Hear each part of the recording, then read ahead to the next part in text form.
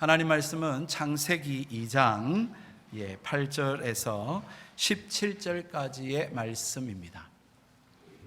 창세기 2장 8절에서 17절까지의 말씀 찾으신 줄 알고 제가 말씀을 봉독해 드리도록 하겠습니다. 보시고 들으시기 바랍니다.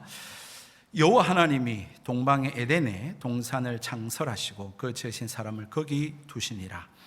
여호와 하나님이 그 땅에 보기에 아름답고 먹기에 좋은 나무가 나게 하시니 동산 가운데에는 생명나무와 선악을 알게 하는 나무도 있더라.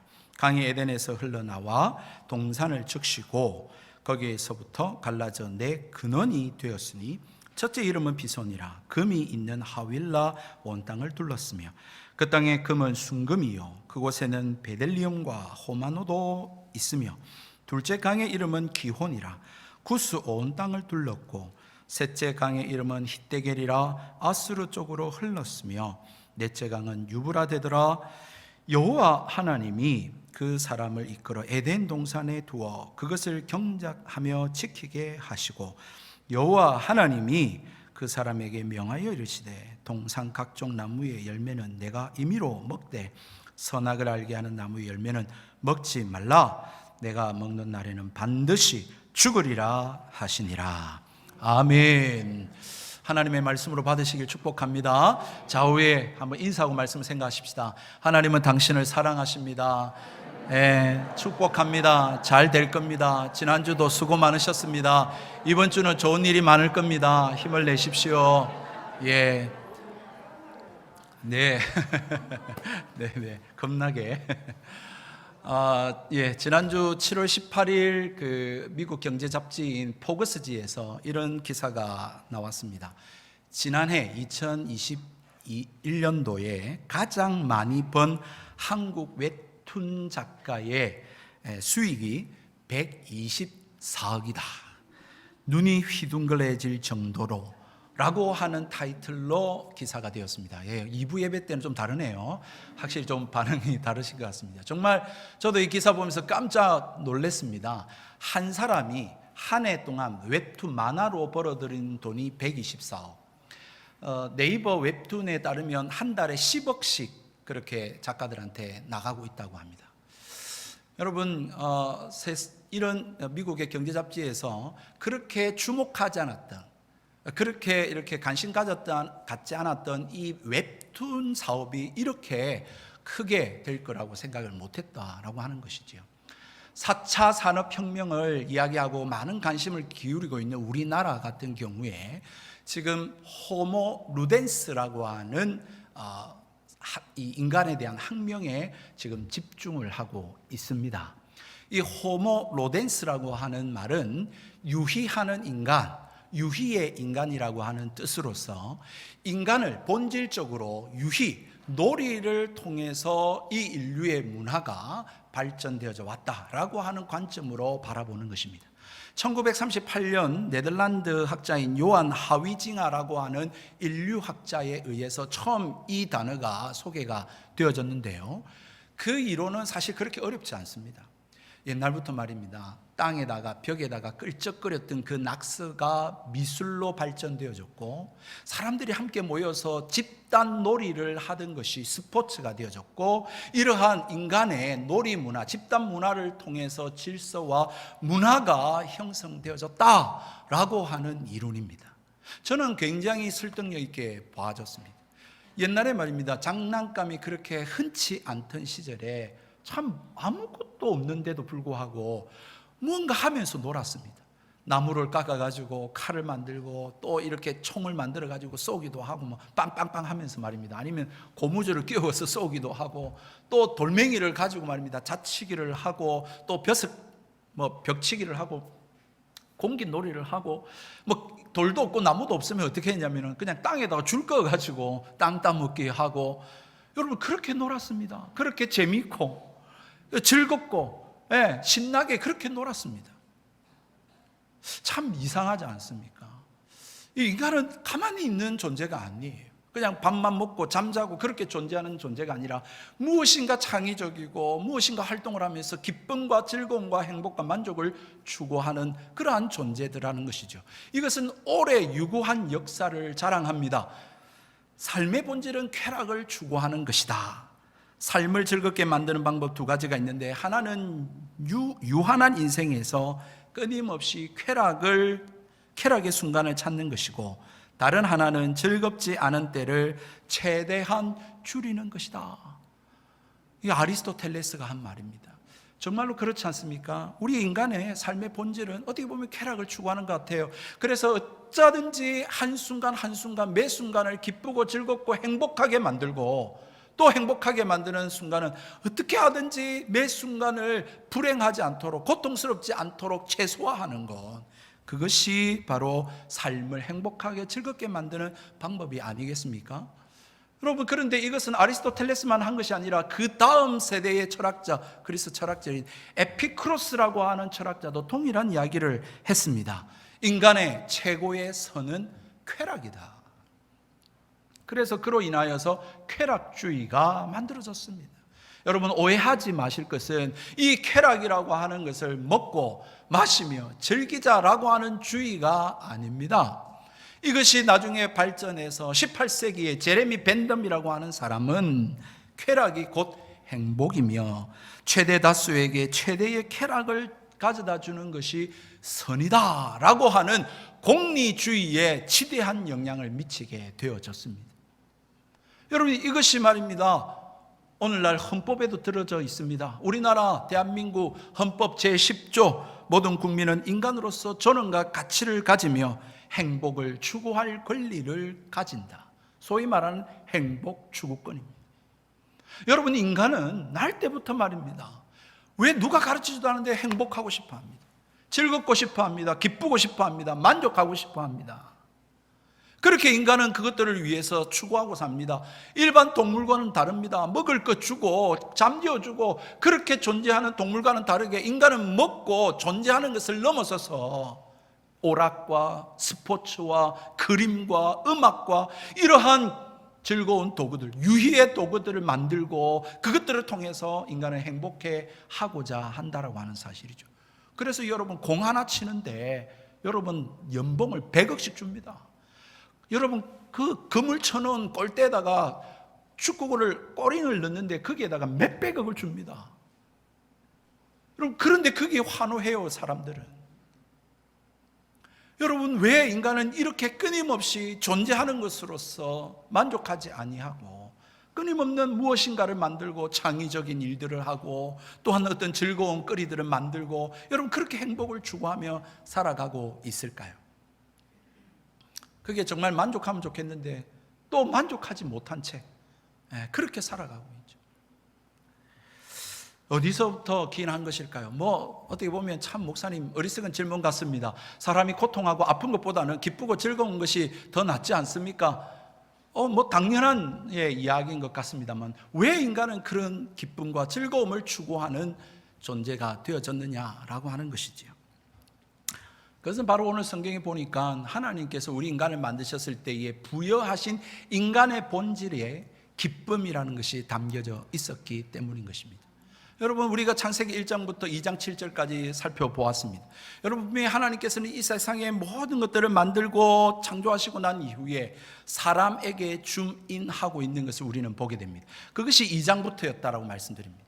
그래서 2장에 보면은 사람을 만드신 것을 다시 한 번 더 클로즈업, 줌인하면서 자세하게 설명을 하고 있고, 인간에게 다시 한 번 더 그런 부여하는 사명을 이야기하고 있고, 다음번에 살펴볼 가정에 대한 이야기들을 하고 계시는 거예요. 그러면서 언약을, 하나님이 이 인간과 언약을 맺으시면서 펼쳐가는 이야기를 시작하고 있는 것입니다. 하나님께서는 이 피조 세계를 만드시고는요, 또 다른 구별된 장소인 에덴이라고 하는 곳을 만드셔서 그곳에 사람을 두셨다라고 하는 것으로부터 이 언약의 이야기가 시작되고 있습니다. 여러분, 이 오늘 말씀을 통해서도 우리가 분명히 확인할 수 있는 것은 정말 우리 사람이 도대체 어떤 존재일까? 단순히 여러분 동물과 같지 않습니다. 침팬치가 우리와 비슷하고 유사하다고 해서 결코 여러분 같은 존재가 아니에요. 비교할 수 없는 존재예요. 왜요? 성경에 보니까 여러분 인간에게 하나님이 특별한 또한 에덴 동산을 지으셔서 그곳에서 인간으로 하여금 살게 만드시고 계시더라는 것입니다. 여러분, 분명히 하나님께서 1장에 우리가 말씀해 보셨을 때 이 피조한 세계를 보시면서 토브 7번이나 하면서 좋았더라 말씀하시지 않으셨습니까? 분명히 아름답고 좋은 세상을 하나님 만드시 틀림없습니다. 그런데도 불구하고 하나님이 에덴 동산이라고 하는 특별한 장소를 또한 마련하시고 오늘 성경에 창설하시고 이렇게 표현되어 있는데, 그곳을 만드시고 그곳에 인간을 두어서 그곳에서 경작하며 그곳에서 살아가도록 만드셨다라고 하는 사실입니다. 왜 그렇게 하셨을까요? 여러분, 동산이라고 하니까 실감이 좀 안 나는데 이 동산을 실감나게 번역하면 가든입니다. 가든. 정원이 정원. 하나님께서 정원을 만드셔서 인간에게, 아담에게, 하와에게 그곳에서 살아가도록 만드셨다는 거예요. 이 창설했다라고 하는 이 히브리어 파타라고 하는 이 단어는 말입니다. 나타라고 하는 단어는 심다 또는 텐트를 치다 이런 뜻입니다.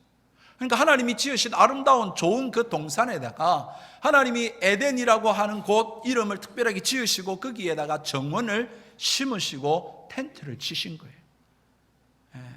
그곳에서 아담과 하와가 그곳에서 지낼 수 있도록 하나님 특별한 장소를 또한 만드셨다는 거예요. 왜 그렇게 하셨을까요?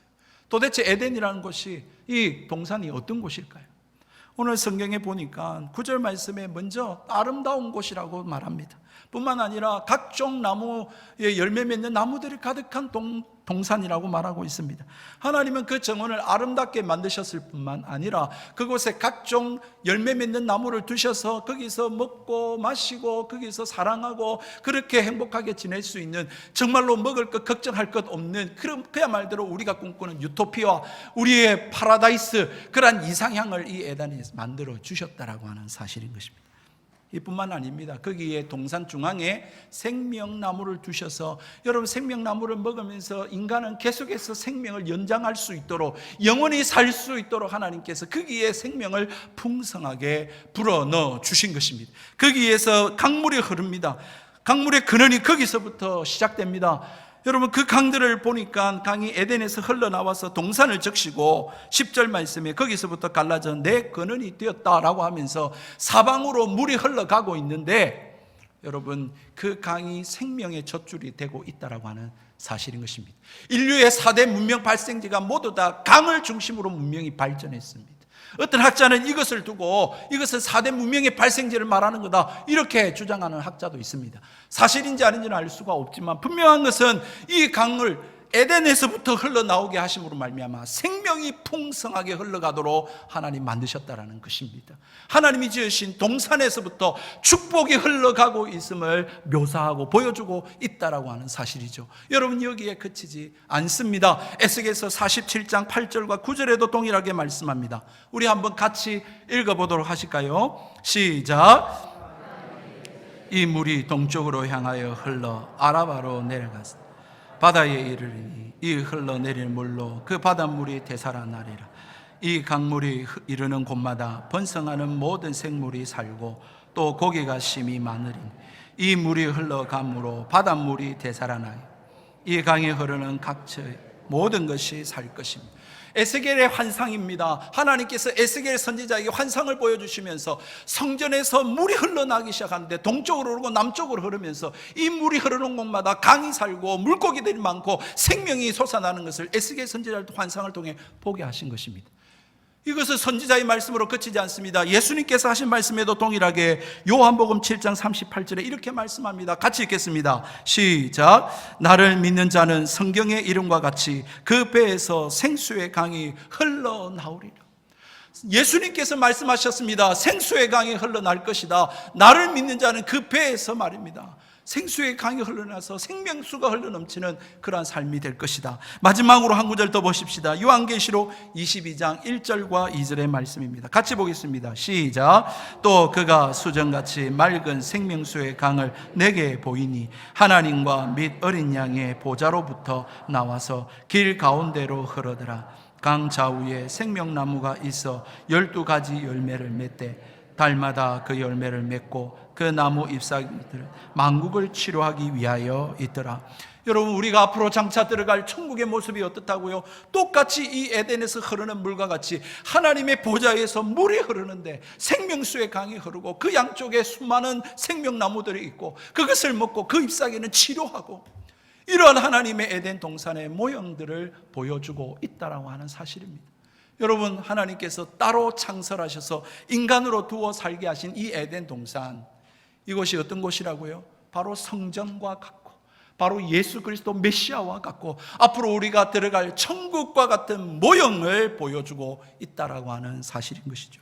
거기에는 생명이 넘쳐나는 곳인 거예요. 여러분, 그곳에 우리가 알지 못하는 보석들의 이름도 나옵니다. 그 강이 흘러가지고 여러분 이 지역에 이 지으신 피조세계에 흐르는데 거기에는 그 땅에는 금이 있고요, 베들리엄도 있고요, 12절에 보니까 호마노도 있습니다. 그 이름이 어떤 보석인지는 우리가 정확하게 알 수는 없겠습니다만, 여러분 그것들은 무엇을 말합니까? 하나님이 지으신 이 동산의 여러분 풍성함과 그 영광과 아름다움을 묘사하고 있는 단어들이 아니겠습니까?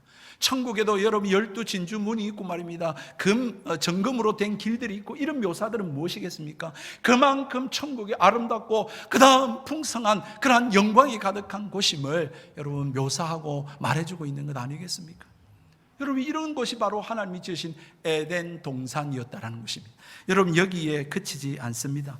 이 장소는 여러분 꿈이나 환상의 나라가 아닙니다. 비손이라고 하는 지역이 정확히 어디 있는지는 모르겠습니다만, 여러분 이 지역을 이야기하고 있습니다. 이 비손이라 금이 있는 하윌라 온 땅을 둘렀다라고 11절에 말합니다. 뿐만 아니라 두 번째 강인 이름은 기혼입니다. 이곳에는 구스 온 땅을 둘렀다고 말합니다. 구스는 우리가 잘 아는 지역이죠. 거기는 북아프리카에 있는 에티오피아를 일컫는 옛 지명입니다. 세 번째로 14절의 셋째 강의 이름은 히데겔이라 아수르 동쪽에 흘렀다고 말합니다. 아수르는 우리가 잘 알고 있는 나라의 이름입니다. 그쪽 동쪽으로 흘렀습니다. 넷째 강은 유브라데드입니다. 여러분, 우리가 잘 알듯이 유브라데스, 티그리스 강은 이 문명의 발생지로 우리가 잘 알고 있는 것도 아닙니까? 분명히 이런 지역의 이름을 지은 것은 이 성경을 처음 받아들였던 1차 독자들이 에덴 동산이 어느 지역에 있었구나, 어디쯤에 있었구나를 알 수 있도록 분명한 지역명을 사용하고 있다라고 하는 사실인 것이죠.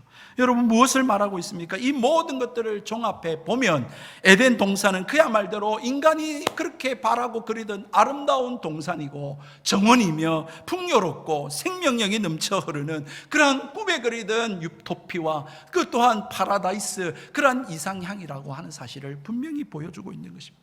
여러분, 이러한 제가 구구절절히 설명을 다 제껴 놓더라도 여러분, 이 에덴이라고 하는 이름에서부터 우리는 알 수 있습니다. 이 에덴이라고 하는 히브리어 단어의 의미는 기쁨이라고 하는 단어입니다.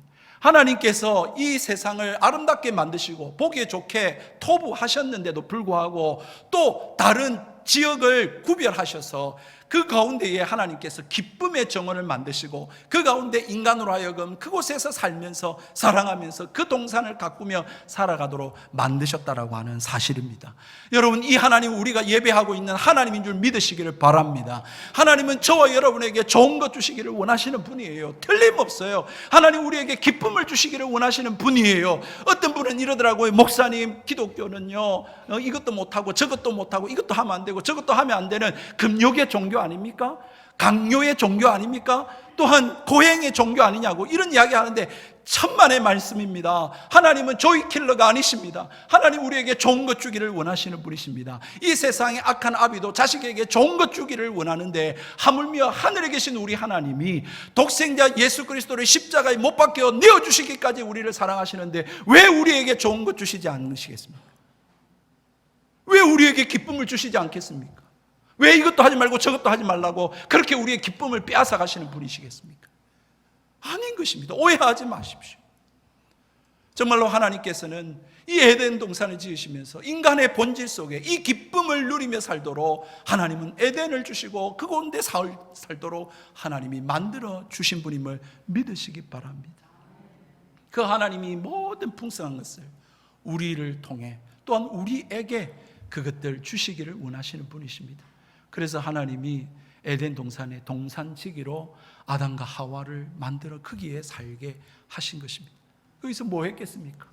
여러분, 동물들 불러다가 이름 짓고 니는 목이 기니까 기린, 이렇게 이름을 짓고 말입니다. 그리고 때마다 맺혀지는 여러분 포도, 여름에 그렇죠, 수박 이런 것들을 먹으면서 여러분, 그리고 또한 여러분 동산이 물론 자연도 아름답지만 거기에 잔디를 깎고 여러분 가지치기를 하고 그러면 더 아름다운 정원이 되지 않습니까?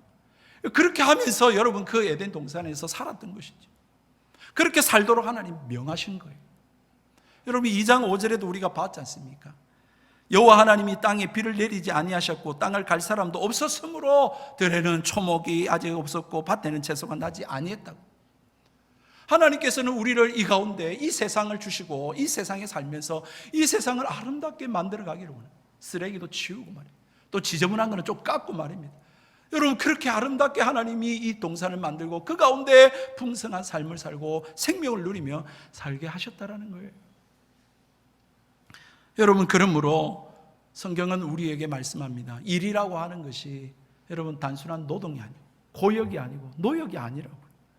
여러분, 이 하나님께서는 인간을 어떤 존재로 만드셨냐고 하면 이 인간을 이 에덴 동산을 주시면서 먼저는 가정을 잘 보살피고 뿐만 아니라 여러분 하나님 지으신 에덴 동산을 잘 돌보고 가꾸는 일을 하는 그러한 목적 있는 존재로 하나님 만드셨다는 거예요.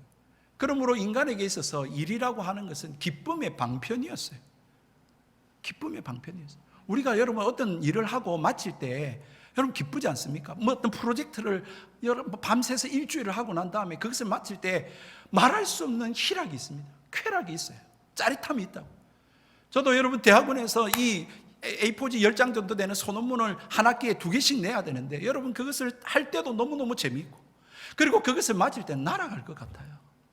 아니 뭐 여러분 공부만 그렇습니까? 여러분 일도 마찬가지잖아요. 여러분 2007년인가요? 태안반도에 여러분 그 기름 유출 사건이 있었어요. 그때의 청년들하고 여러분 그 태안반도에 가가지고 기름을 제거하는 일들을 한 적이 있었어요. 여러분 뭐 돈을 줍니까?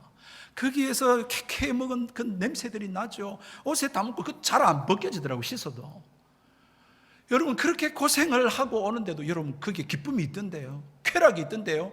여러분 뿌듯함이 있던데요. 그러니까 청년들이 또 가자고 그러던데요. 결국은 안 갔습니다만. 여러분 정말입니다. 일에 기쁨이 있어요. 여러분 아시잖아요. 즐거움이 있다고요. 하나님이 원래 두신 일의 의미가 그렇습니다. 여러분 이 경작하다, 여러분 15절 말씀해 보면 그것을 경작하여 지키게 하시고 했을 때 이 경작하다라고 하는 히브리어 단어가 아바드라고 하는 단어입니다. 이 아바드라고 하는 단어는 일하다라고 하는 단어의 의미인 것이 틀림없는 사실입니다. 그런데 그거에만 사용되는 게 아니라 여러분 성막에서 여러분 레위인들이 그리고 제사장들이 여러분 레위 성막들을 이렇게 관리하고 그리고 하나님 앞에 제사하는 봉사의 일을 하다라고 할 때에 이 아바드라고 하는 단어가 사용이 됩니다. 그러니까 이 아바드라고 하는 단어는 단순히 노동의 의미가 아니라 여러분 봉사하다, 예배하다라, 섬기다라고 하는 단어로 쓰인 단어가 이 아바드라고 하는 단어예요. 그러므로 여러분 레위 제사장, 레위인들 그리고 제사장들 여러분 그들의 일들을 연상시키면서 여러분 일이라고 하는 것이 태초에 하나님께서 어떤 것으로 주셨냐? 섬기는 것으로, 하나님을 예배하는 것으로. 그러므로 이 노동이라고 하는 것은 거룩한 것이고 신성한 것이고 이것은 하나님 앞에서 예배로서 드려지는 것이지 결코 저주의 결과가 아니다라고 하는 것을 성경은 말하고 있는 거예요. 그러므로 우리가 일할 때에 죽을 똥 말똥 아이고 또 먹고 살아야지 하면서 억지로 하는 일이 아니라 하나님이 지으신 세상을 아름답게 하고 하나님 만드신 이 세상에 살맛나게 만드는 일을 위하여 내가 이 일들을 해야 한다, 내가 이 일에 쓰임받고 있다라고 하는 사명으로 기쁨으로 이 일들을 할 수 있는 저와 여러분 되기를 주의 이름으로 축복합니다. 그러므로 우리의 일은 사람을 살맛나게 만들고 하나님의 나라 아름다운 세상을 만드는 일에 내가 쓰임받아야 되는 거예요. 내가 하는 말, 내가 하는 행동, 내가 하는 그 모든 것들이 그런 일을 위해서 쓰임받도록 하나님 주신 일이라는 거예요. 그런데 어떻게 된 일일까요? 참, 목구멍이 포도청이라 하면서 어쩔 수 없이 먹고 살아야 되니까 이를 악물고, 여러분 그렇게 일하고 계시지는 않습니까? 왜 우리에게 이 일이 힘들고 싫고 짜증나고 이 고역이 되어져 버렸을까? 여러분 최근에 초등학생들을 대상으로 앞으로 되고 싶은 선호하는 직업 1위를 물었는데 1위가 뭔지 아십니까? 여러분 옛날에는 대통령, 과학자, 그래도 근래에는 보니까 연예인, 운동선수 이렇게 했는데, 여러분 최근에 어디에서 조사했는지 모르겠습니다만은 1위가 건물주입니다. 내가 되고 싶은 직업 1위, 내가 앞으로 꿈꾸는 직업 1위, 건물주예요. 건물주. 여러분 실제 그렇습니다. 제가 중고등부 아이한테 실제로 물은 적이 있습니다. 너 앞으로 뭐가 되고 싶으니? 저요, 먹고 즐기고 놀고 그렇게 살고 싶어요. 여러분 아이들의 꿈들이 지금 바뀌어지고 있는데요, 운동선수, 연예인 다 뭔지 압니까? 인기와 돈입니다. 인기와 돈에 따라서 꿈이 지금 바뀌어지고 있어요. 이 세상에 선한 일들을 위하여, 영향력 있는 삶을 위하여 그런 꿈들을 꾸지 않습니다. 여러분 왜 이렇게 만들어버렸을까? 왜 돈을 쫓게 만들어버렸을까? 그것은 다 바로 이 죄라고 하는 것 때문입니다. 이 죄가 인간에게 들어옴으로 말미암아서 여러분 자연과의 순환적인 관계를 깨뜨려버리고, 사람과 사람 관계는 말할 것도 없고, 하나님과 인간 관계는 말할 것도 없고, 이 자연과 이 우리가 살아가 처해 있는 이 상황들 속에서의 우리의 거룩한 사명까지도 오염시키고 왜곡시켜 버렸다라고 하는 사실인 것입니다. 그러므로 사랑하는 성도 여러분, 금지가 없는 자유는 의미가 없고요, 무의미하고 뿐만 아니라 위험천만한 일인 것입니다. 그래서 제한이 있어요. 여러분 그렇기 때문에 하나님께서 이 세상을 만드실 때도 경계를 두셨어요. 여러분 해와 달과 별을 만드시면서 하늘에 두셨어요. 여러분 물고기를 만드시면서 물속에 살도록 만드셨어요. 나무를 만드시고는 땅에서 살도록 만드셨다고요. 여러분 그 경계를 벗어나면 어떻게 됩니까? 여러분 하늘에 있는 별들이 땅으로 떨어지면 재앙이 일어납니다. 물고기가 물을 떠나버리면 죽습니다. 마찬가지로 하나님은 사람을 만드시면서도 하나님이 이 사람이 온전히 행복하게 살 수 있는 경계를 만들어 주신 건데, 그게 뭐냐? 먼저 첫 번째는 생기를 불어넣으셔서 이 생기가 떠나가면 죽어버리는 존재로 만드셨어요. 다시 말해서 인간은 하나님께로부터 왔다. 인간은 하나님을 만나야 되고 하나님 안에 있어야 인간은 생명을 유지하고 살아갈 수 있다.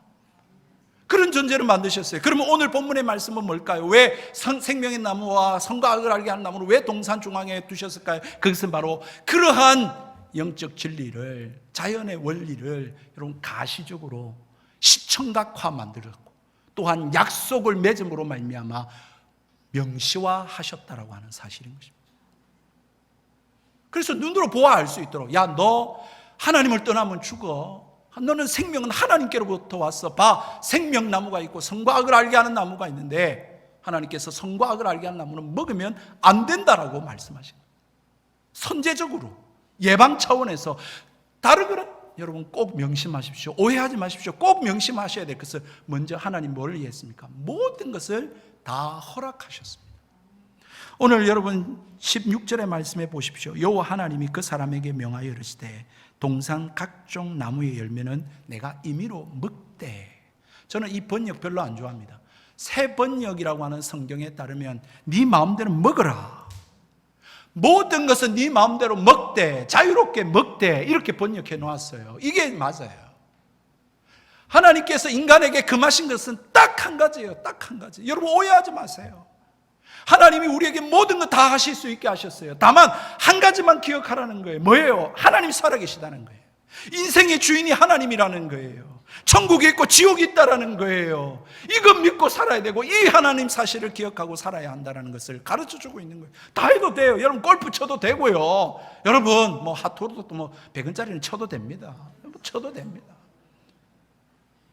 여러분 그렇게 우리가 즐길 수 있는데 딱 하나만 기억하셔야 돼요. 하나님이 계신다. 하나님 보고 계시고 천국과 지옥이 있고 심판이 있다. 이거 하나 기억하라는 거예요. 이거. 그런데 여러분, 왜 하나님께서 이러한 강력한 여러분 경고의 말씀을 하고 계시는 걸까요? 이것을 먹는 날에는 어떻게 된다고요? 죽는다고. 왜 하나님께서는 이 강력한 예방적 경고를 인간에게 하고 계시는 걸까? 왜냐하면 하나님이 만드신 피조의 모든 피조물 중에 도덕적 경계를 넘어설 수 있는 존재는, 도덕적 경계를 넘을 수 있는 잠재력을 가진 존재는 인간밖에 없거든요. 인간만을 하나님께서 하나님의 형상, 하나님 모양대로 지으셨어요. 인간에게만 도덕이 있고 윤리가 있고요, 인간에게만 이성이 있다고. 이성이.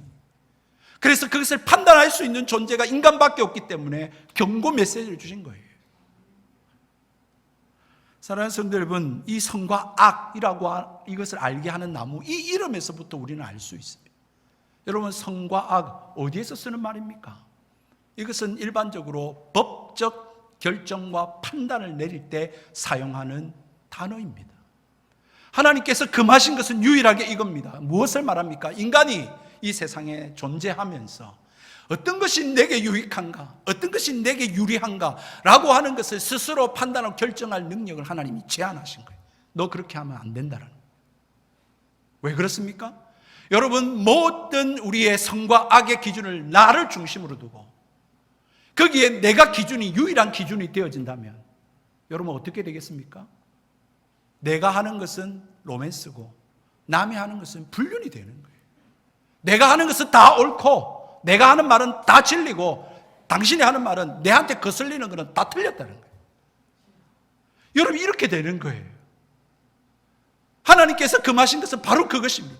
만약에 그렇게 된다면 이 세상은 무질서한 그런 무법천지의 세상이 되고 말 것입니다. 그래서 선과 악의 기준은 오직 유일하신 하나님만이 되심을, 그래서 하나님의 말씀을 따라야 되고 하나님의 법을 따라야 되고 하나님 앞에 순종하며 살아야 인간은 생명을 유지하고 하나님 주신 이 풍성한 에덴 동산 기쁨의 정원에서 누리며 살 수 있도록 하나님이 만드셨다라고 하는 사실을 가르쳐주고 보여주고 있다라고 하는 사실인 것입니다. 사랑하는 성도 여러분, 그래서 하나님께서 선과 악을 알게 하는 나무와 생명나무를 동산 중앙에다 둔 거예요. 다 보면 알 수 있도록. 9절 말씀에 여러분, 생명나무와 선과 악을 알게 한 나무를 두었다. 누가요? 어디에 강조점이 있습니까? 하나님이. 생명은 하나님께 있는 것입니다. 그것을 말해주고 있는 것입니다. 사랑하는 성도 여러분, 전도서의 말씀에 보면 헛되고 헛되며 헛되고 헛되니 모든 것이 헛되도다 라고 하는 말씀들을 하고 있습니다. 왜 세상의 모든 것이 헛됨을 강조하고 있을까요? 왜냐하면 오직 인간의 참된 쾌락은 하나님 한 분뿐이기 때문에 그런 것입니다. 하나님 안에 있어야 인간은 정말 참된 행복과 만족과 기쁨을 누릴 수 있기 때문에 그런 것입니다. 어떤 장소에 있다고, 어떤 것을 먹었다고 해서, 어떤 옷을 입었다고 해서 기쁨이 영원합니까? 그렇지 않습니다. 잠시 잠깐입니다. 아니, 그곳에 있다고 해서 절대 기쁘지 않습니다. 정말로 하나님을 만나야 합니다. 이 예배 시간도 마찬가지입니다. 예배 시간에 있다고 해서 하나님 기쁨과 행복과 만족을 누린 게 아니라 정말 하나님에 집중을 하고 하나님께 모든 것들을 쏟을 때, 그 하나님 만날 때 우리에게 기쁨이 회복되어지고 은혜가 임하는 것입니다. 사랑하는 성도 여러분, 인간은 이 본질적인 부분에서부터 벗어나게 되어졌습니다. 결국은 왜 이 세상을 살아가면서 인간들이 끊임없는 행복을 추구하고 기쁨과 즐거움의 거리들을 만들고 살아가고 있을까? 왜 우리는 밥 3끼 먹고 잠잘 곳 있고 그것으로 우리는 만족하고 기쁘고 감사하지 못할까? 왜 또 재미난 걸 찾을까? 또 맛있는 걸 또 찾고 또 즐거운 것을 찾아요. 그런데 여러분, 그것이 정말 우리에게 만족을 줍니까? 아니요. 또 어떨 때는 그게 맛이 없어요. 더 맛있는 걸 찾아요. 더 재미난 것을 찾아요. 점점점 자극적이고 더 강력한 것을 우리는 추구하며 살아가는 것이죠. 이 세상의 것은 영원하지 않습니다. 진정 만족을 줄 수 없습니다. 정말로 하나님 안에 있을 때 하나님이 기쁨의 근원으로서 기쁨의 정원을 우리에게 하나님은 우리에게 주기를 원하고 계시다라고 하는 사실인 것입니다. 사랑하는 성도 여러분, 그것을 위해서 예수님께서 이 땅에 오셨습니다. 그리고는 십자가를 지셨고 부활을 우리에게 보여주셨습니다. 정말 하나님께로 나아갈 수 있는, 기쁨의 정원으로 갈 수 있는 유일한 길이요 진리요 생명이 예수 그리스도이십니다. 그래서 예수님께서 오셔서 나를 믿는 자는 그 배에서 생수의 강이 흘러나리라고 말씀하셨고, 내가 온 것은 양으로 하여금 생명을 얻게 하고 더 풍성히 얻게 하려는 것이라고 자신이 오신 이유를 말씀하고 계십니다. 오늘 이 아침에 사랑하는 2300석에 또 이 자리에서 예배하는 사랑하는 성도 여러분, 오늘 꼭 다시 한 번 더 예수 그리스도를 인격적으로 온전히 믿으시고 만나게 되시기를 주의 이름으로 축복합니다. 정말 예수 안에 행복이 있습니다. 예수 안에 생명이 있습니다. 예수 안에 정말로 참된 하나님의 만족이 있습니다. 그래서 예수 하는 겁니다. 그래서 성경 하는 것입니다. 그래서 예수 이름으로 기도하라는 것입니다. 여러분, 빌로 여러분 다른 거 다 하셔도 된다니까요. 다만 그것을 영원한 나의 기쁨과 나의 즐거움과 나를 위로해 줄 유일한 대상으로 삼지는 마십시오. 그것으로 결코 만족할 수가 없을 것입니다. 정말로 예수 안에 있을 때, 주의 이름 부를 때, 주의 말씀을 주의 하루 묵상할 때 진실로 그 안에 참된 평안과 안식과 행복과 기쁨과 만족이 있음을 오늘 성경은 우리에게 말씀하고 있습니다. 그래서 여러분들이 그 기쁨을 회복하시기를 바라고, 그래서 여러분들이 살아가는 그 현장마다, 삶의 터전마다 여러분을 통해서 살 만나고 생명이 일어나고 기쁨의 정원으로 만들어지는 여러분의 가정이 그렇게 되고 여러분의 직장이 그렇게 되고 우리 동네가, 그리고 우리가 섬기는 이 교회가 정말 기쁨의 정원이 되어졌어, 에덴이 되어졌어. 정말 오고 싶고 오면 좋고 정말로 머물고 싶은 교회, 여러분 그런 교회로 만들 수 있는 그러한 저와 여러분의 삶이 되시기를 주님의 이름으로 축복드립니다.